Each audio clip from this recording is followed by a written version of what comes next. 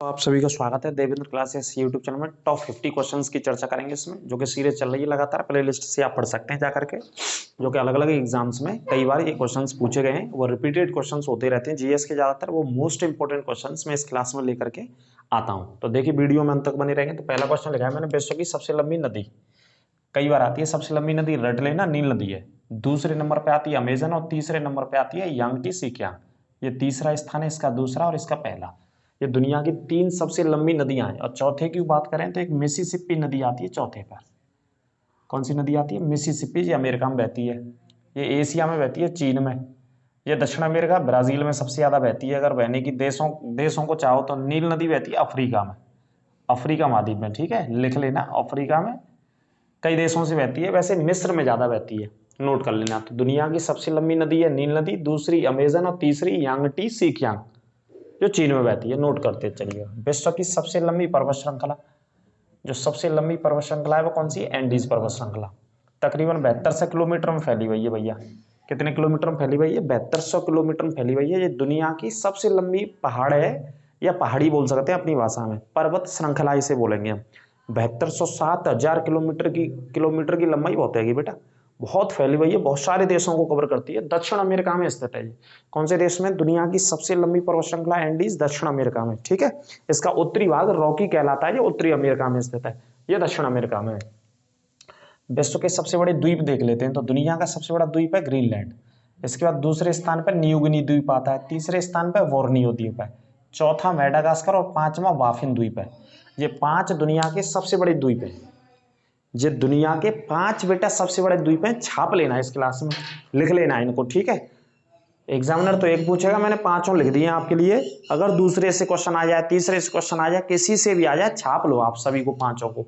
यानी कि जगह भी आपको बता देंगे अगली नेक्स्ट क्लास में। ठीक है, ग्रीनलैंड आप जानते ही है, नॉर्थ अमेरिका में दुनिया का सबसे बड़ा देश है। ठीक है, न्यूगिनी याद रखिएगा, जो ऑस्ट्रेलिया के ऊपर स्थित है। बोर्नियो द्वीप इंडोनेशिया में स्थित है। मेडागास्कर हिंद महासागर में स्थित है। वाफन द्वीप कनाडा के पास स्थित है, जगह की बात करें तो। ठीक है, इनको नोट कर लेना।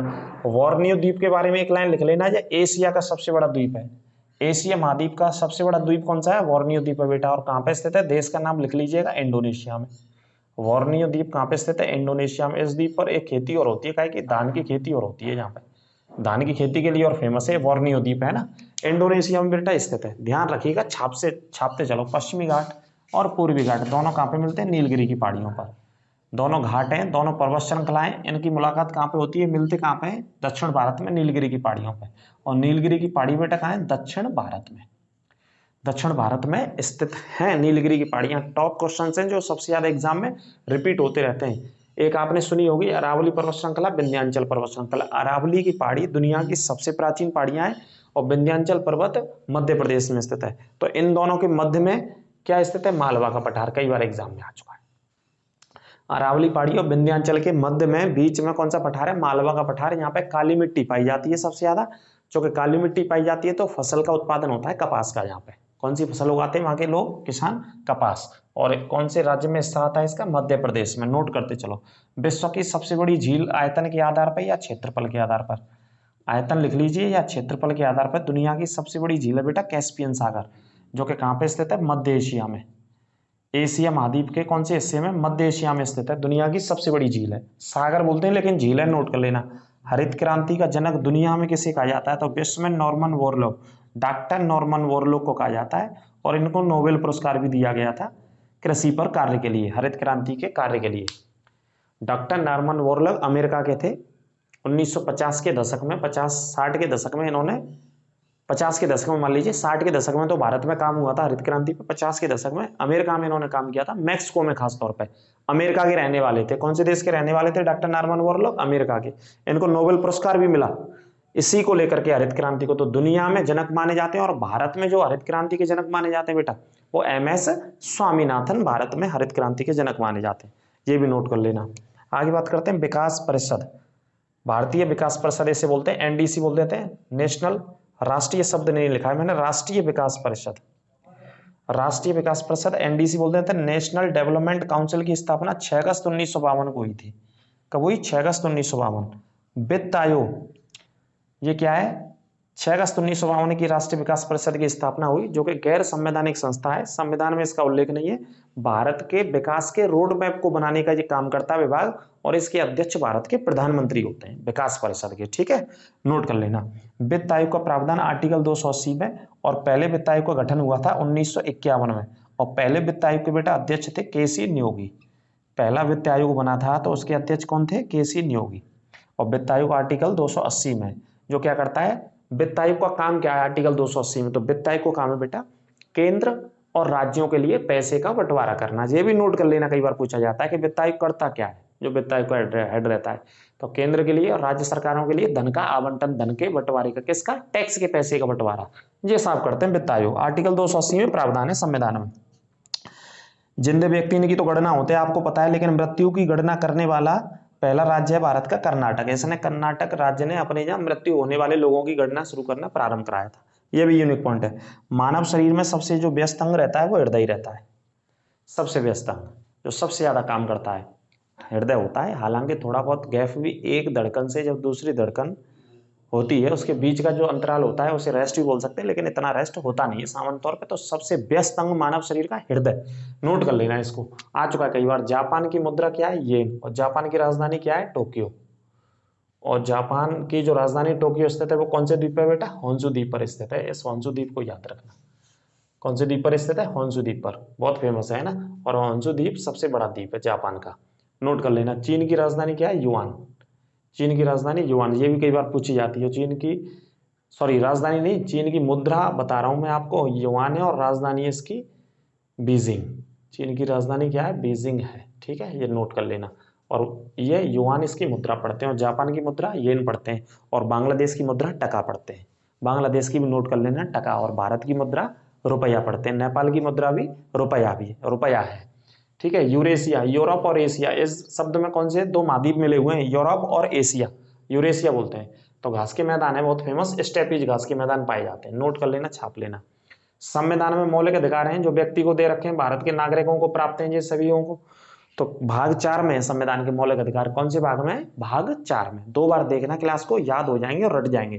क्वेश्चंस बेटा सबसे ज्यादा पूछे गए बहुत सारे एग्जाम्स में, वो वाले क्वेश्चन में आपको करा रहा हूँ टॉप 50 ये वाले। ठीक है, तो भाग 4 में, और कौन से देश से अपनाए मौलिक अधिकार? अमेरिका से अपनाए।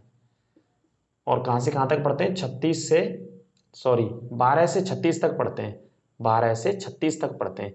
इसी में एक आर्टिकल है, आर्टिकल 32, इसको डॉक्टर बी.आर. अम्बेडकर ने क्या कहा है? आत्मा संविधान की, संविधान की आत्मा आर्टिकल 32 को डॉक्टर बी.आर. अम्बेडकर ने कहा है। ठीक है, ये भारत के नागरिकों को प्राप्त संविधान के द्वारा दिए गए अधिकार है। जैसे विदेश जाने का अधिकार है, प्राइवेसी का अधिकार है, खाना खाने का, घर मकान का, रहने का, ये सब अधिकार हैं, और ये मौलिक अधिकारों में आते हैं जिनको हमने अमेरिका के संविधान से अपनाया है। और भाग 4 में इनको पढ़ते हैं। 12 से 36 तक आर्टिकल्स में पढ़ा जाता है, इनको पढ़ते हैं। ठीक है। और 32 में एक आर्टिकल है इसमें जिसको डॉक्टर बी.आर. अम्बेडकर ने संविधान की आत्मा कहा, क्योंकि आर्टिकल 32 के तहत कोई भी व्यक्ति यदि उसके अधिकारों का हनन होता है, अतिक्रमण होता है, यदि उसके अधिकारों को छीना जाता है शासन व्यवस्थाओं के द्वारा, भारत की या किसी भी राज्य की शासन व्यवस्था के द्वारा, तो व्यक्ति कहाँ जा सकता है? अपने संविधान का इस्तेमाल, संविधान के आर्टिकल 32 का इस्तेमाल करते हुए सुप्रीम कोर्ट का दरवाजा खटखटा सकता है। और आर्टिकल 226 के तहत हाई कोर्ट भी जा सकता है वो व्यक्ति। ठीक है, दोनों आर्टिकल्स यहाँ पे रखे गए। जल प्रदूषण को खत्म करने के लिए, पानी के अंदर जो प्रदूषण होता है उसको खत्म करने के लिए सरकार ने एक एक्ट बनाया 1974 में। कब एक्ट बनाया? 1976 में। इस एक्ट को याद रख लेना। आगे बात करते हैं माउंट किलिमंजारो, तंजानिया देश में स्थित है। ये अफ्रीका की सबसे ऊंची चोटी है, नोट कर लेना बेटा, मैंने लिख नहीं पाया। अफ्रीका महाद्वीप की सबसे ऊंची चोटी माउंट तंजानिया है। माउंट का मतलब पर्वतीय होता है, माफ कीजिए, तंजानिया तो देश का नाम है। माउंट किलिमंजारो सबसे ऊंची चोटी है तंजानिया में, अफ्रीका महाद्वीप की सबसे ऊंची चोटी। और माउंट किलिमंजारो के नाम से ज्वालामुखी है, एक ज्वालामुखी भी है वहां पे, माउंट किलिमंजारो के नाम से। अफ्रीका की सबसे ऊंची चोटी है।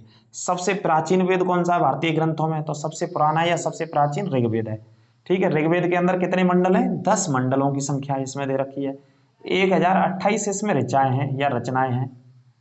ठीक है, ये नोट याद रखना। सबसे प्राचीन वेद कहा जाता है। ऋग्वेद जो हमें जानकारी देता है वो किसकी? प्रार्थना पद्धति की जानकारी देता है, या पूजा पद्धति की जानकारी देता है, आप ऐसे लिख सकते हैं। ठीक है, और 10 टोटल मंडल हैं, और बहुत सारी चीजों को ऋग्वेद से अपनाया गया है, जो कि सबसे प्राचीन वेद है भारतीय ग्रंथों में।